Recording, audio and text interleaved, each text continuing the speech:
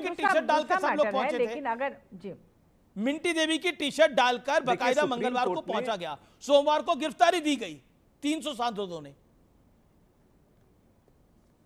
देखिए ऐसा है कि ये मिंटी देवी का टी शर्ट पहन के कैमरा पे दिखने की जो बेचैनी है ना, दिखास और छपास ये आज इसका एक पहलू आज सुप्रीम कोर्ट, ये दिखने और छपने, मिंटी देवी का टी शर्ट पहनने की जो बेचैनी है दिखने और छपने की, ये बेचैनी आज सुप्रीम कोर्ट में भी दिखाई दी जब 8-10 आदमी को लेके सुप्रीम कोर्ट में गए थे कि ये जीवित है, इनका नाम मृत में कर दिया। सुप्रीम कोर्ट की एक अहम टिप्पणी सबसे आई कि 7.25 करोड़ लोगों का वेरिफिकेशन खुद से हो चुका है और उनकी कोई डॉक्यूमेंट की जरूरत नहीं है, जिनके पिताजी या माताजी का नाम ऑलरेडी डॉक्यूमेंट में है। तो फिर इस थ्योरी के कोई बल ही नहीं है कि 1 करोड़ लोग का नाम कट रहा है। सुप्रीम कोर्ट ने सिरे से खारिज कर दिया। दूसरी बात, महुआ जी जो कह रही है, राहुल गांधी ने जो प्रेजेंटेशन दिखाई, ये खुद वहां थी, तो महुआ जी आपने देखा है ना कि शकुन देवी का नाम 4 बूथों में है। इसी को चुनाव आयोग डिफाई कर रहा है ना कि ऐसा नहीं है। बिल्कुल, बिल्कुल। और इन्होंने चुनाव आयोग की लिस्ट दिखाई है। मैं फिर कह रहा हूं 2024 ये क्लेम करते हैं चुनाव आयोग का डेटा है, तो इसीलिए तो एफिडेविट मांगा जा रहा है, क्योंकि ये फोर्जरी ऑफ द डेटा है जो राहुल गांधी ने किया है, फोर्जरी ऑफ द डेटा। शकुन देवी का नाम 4 जगह नहीं था, उन्होंने 4 जगह दिखाया। आप लोग को आदेश श्रीवास्तव का नाम 3 जगह नहीं था, उन्होंने दिखाया। ओके, महुआ माजी, तेजस्वी यादव के भी 2 वोटर आईडी कार्ड। अच्छा, उन्होंने तो ये बीजेपी कह रही है ये फोर्जरी ऑफ द डेटा है, ये Rahul Gandhi forgery of the data कर रहे हैं, इसलिए शपथ पत्र नहीं दे रहे। अभी आपने कहा कि डीएम ने कहा है, अभी आपने कहा कि डीएम ने खुद कहा है कि ये गलती है, प्रिंटिंग मिस्टेक है या उन्होंने गलती से लिखा है। तो ऐसी गलतियां इधर भी मानी जा सकती हैं कि जब उधर गलतियां हो रही है तो इधर भी गलतियां हो सकती है। तो ऐसी गलती पे प्रेस कॉन्फ्रेंस करेंगे, ऐसी गलती पे प्रेस कॉन्फ्रेंस करेंगे। इतनी बड़ी संख्या में नहीं, वो तो एटम बम कह रहे हैं, एटम बम है थे कि उतने कम समय में वो सब कुछ वहां दिखा नहीं पाए, लेकिन उनके पास सारे दस्तावेज थे। वो दस्तावेज उन्होंने एक साइड में रखा था। अरे वो 6 महीने से रिसर्च कर रहे थे, उन्होंने खुद कहा बताने थे तो बहुत। हाँ बिल्कुल, उसमें इतने दस्तावेज थे कि वो पावर पॉइंट प्रेजेंटेशन में इतने कम समय में सब कुछ दिखाना पॉसिबल नहीं था, लेकिन उन्होंने रखा है अपने पास कि एक एक करके वो ओके। सुब्राष्ट्रा कमेंट करने जाती है। सुब्राष्ट्रा, क्या आपको लगता है ये एटम बम है जो राहुल गांधी बार बार क्लेम कर रहे हैं? It is atom bomb. Then Vivek Srivastava waiting from long. Okay सुब्राष्ट्रा, 30 सेकेंड्स। रागिनी जी मैं आऊंगा आपके पास पक्का।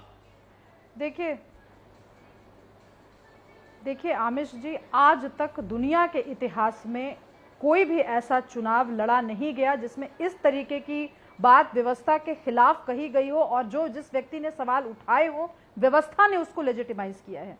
आप समझिए, ये जो लड़ाई है ये सिर्फ विचारधारा तक अब सीमित नहीं रह गई है, ये मूर्खता और बेसिक कॉमन सेंस की लड़ाई होकर के एटम बम दिखाई दे रहा है। मुझे कहने की जरूरत नहीं है कि इस देश का लोकतंत्र, मैं तो कह रही हूं कि ये मूर्खता और बेसिक कॉमन सेंस के बीच की लड़ाई है। अब देश की जनता जानती है कि मूर्ख कौन है और कॉमन सेंस किसके पास है। कॉमन सेंस हमेशा जनता के पास होता है। ओके। और इस मुझे लगता है कि जनता को लोग इतने हल्के में लेते हैं कि हम कोई भी नैरेटिव दे देंगे, हम उस नैरेटिव को पे जनता बह जाएगी। इसी जनता ने पिछले लोकसभा चुनाव में मैं कुछ कहना बिल्कुल। रागिनी आप बोलिए। महुआ मैं आपके पास दोबारा आता हूं। Congress spokesperson wants to make a point. Okay Ragini ji, देखिए मुद्दा और कॉमन सेंस के बीच की लड़ाई है। अभी 2 जल्दी से बात बोलती हूँ। छपास और दिखास की है बात कर रहे थे अजय आलोक। तो ये जो पसीना मल के मुंह चमकाने की बात होती है, गाड़ी में बैठकर पूरी अंदर की लाइट्स मुंह पर ऑन करके दिखने का जो एक तलब है, जो ऑपरेशन सिंदूर के समय पर हर देश के हर पेट्रोल पंप के हर होर्डिंग पर दिखने की तलब है, इसे छपास कहते हैं। और नाम नहीं लेना पड़ेगा कि तलब किसके पास है। अब मैं आ जाती हूँ मूर्खता पर।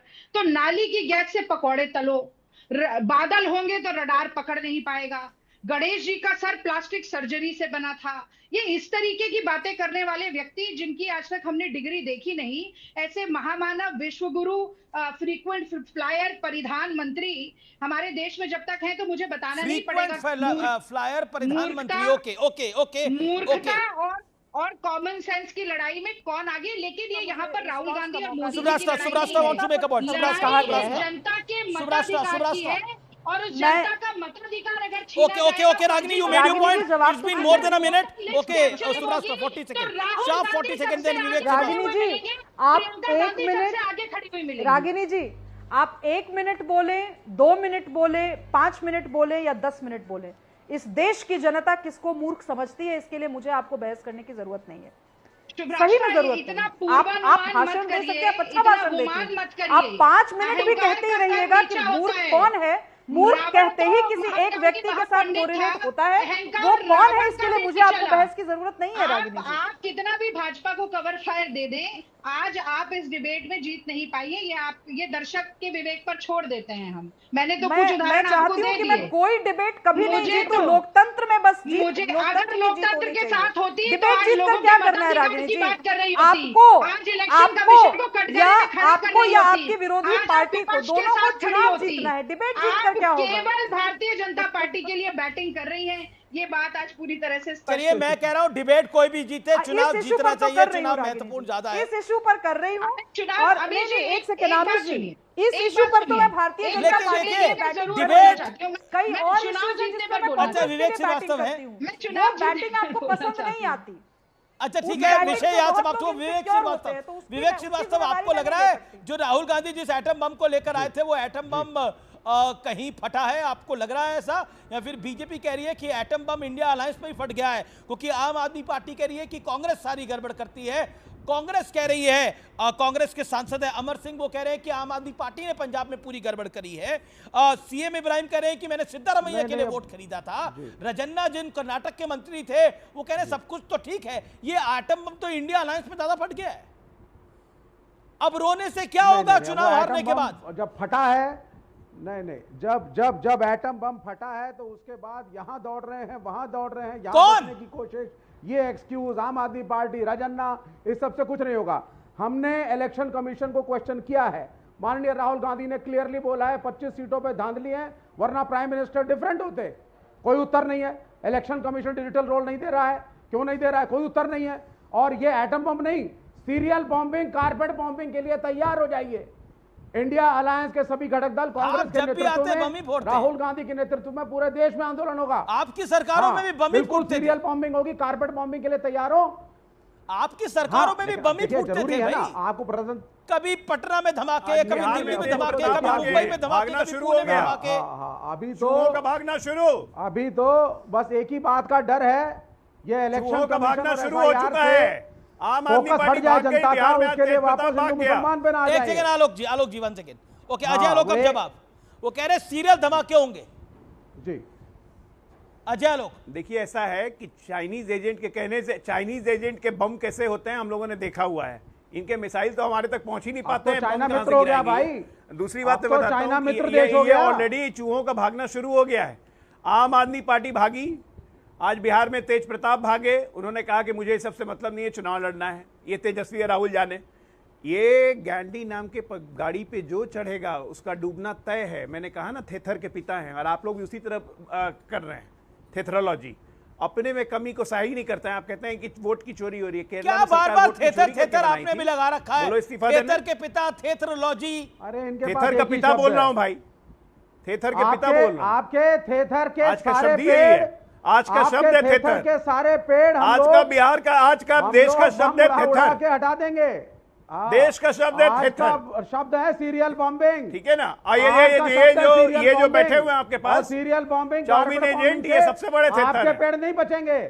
सीरियल बॉम्बिंग, कारपेट बॉम्बिंग, एक सेकंड, सुब्रास्टा और महुआ माझी दोनों राइटर हैं। ये थेथर का असल में मतलब क्या होता है हमारे व्यूअर के लिए? बार बार थेथर के पिता, थेथरोलॉजी, विवेक थेथर है। हमारे यहाँ एक पेड़ होता है जिसको, बोलिए महुआ जी, आप बोलिए। एक पेड़ का नाम है जिसको जब जितना थेथर एक पेड़ का नाम है जिसे आप जितना भी काटो, उखाड़ने की कोशिश करो, वो फिर से उगता है। इस तरह के शब्दों का इस्तेमाल पैनल में डिस्कशन में नहीं होना चाहिए। हम लोग इस पर ऑब्जेक्शन करते हैं। और एक बात है कि मूर्ख शब्द भी नहीं करना चाहिए। आप किसी माननीय सांसद के लिए मूर्ख शब्द सुब्रास्टा 1 सेकंड, महुआ जी कुछ कह रही है?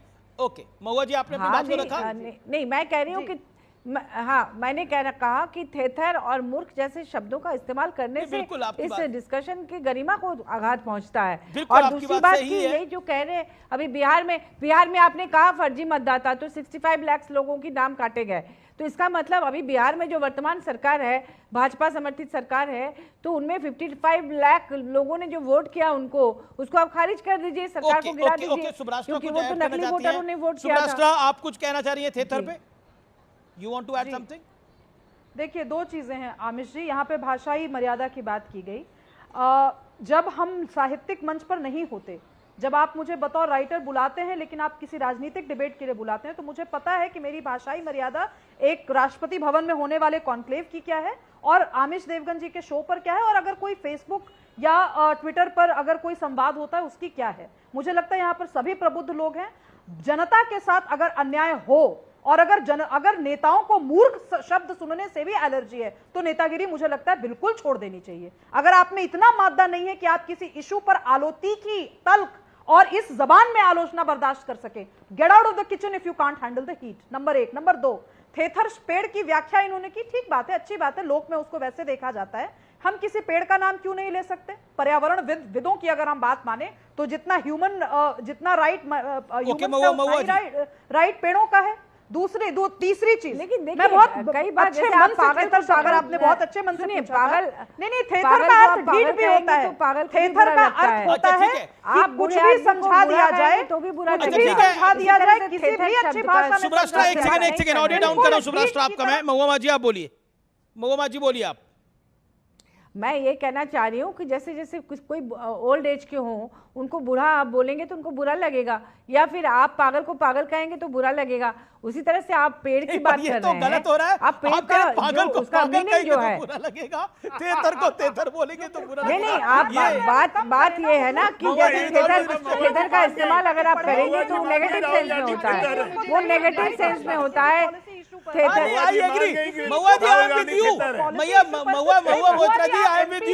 ये शब्दों का इस्तेमाल नहीं होना चाहिए, होता है इन शब्दों का इस्तेमाल नहीं होना चाहिए। लेकिन अजय लोग आप क्यों इतना मुस्कुरा रहे हैं? रागिनी जी आप क्यों इतना आप बात को घुमाइए मत।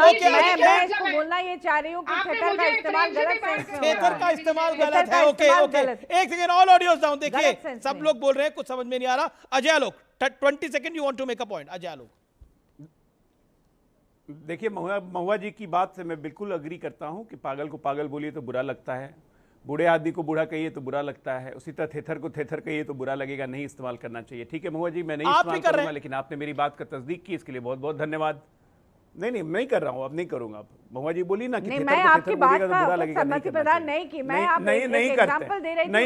नहीं करते पेड़ का नाम लेना गलत है क्या? नहीं करेंगे। मैंने कहा आप उसको घुमा के किसी और पेड़ का नाम तो कोई गलत है ही नहीं। हम आपके बात से बिल्कुल भी अभी आप नहीं कहा ना भाई, पागल को पागल नहीं कर रही है। मैंने कहा, मैंने दूसरे सेंस में कहा, आप उसको घुमा के दूसरे सेंस में बोला, आप तीसरे सेंस में लेके जा रहे हो। मैंने कहा कि पेड़ के सेंस में अगर आप लेंगे तो ठीक है, लेकिन उसको ये सब अलग होने के साइन है। जिस तरह से सब जानते हैं कि गैंडी नाम का जो जहाज है डूबने वाला है, सब अलग होंगे। ओके रागिनी नायक, ओके गैंडी आप कह रहे हैं गांधी है, राहुल गांधी, ओके गैंडी नहीं है। ओके रागिनी जी देखिए, ये जो चेक कर लीजिए, फिरोज जहांगीर गैंडी है।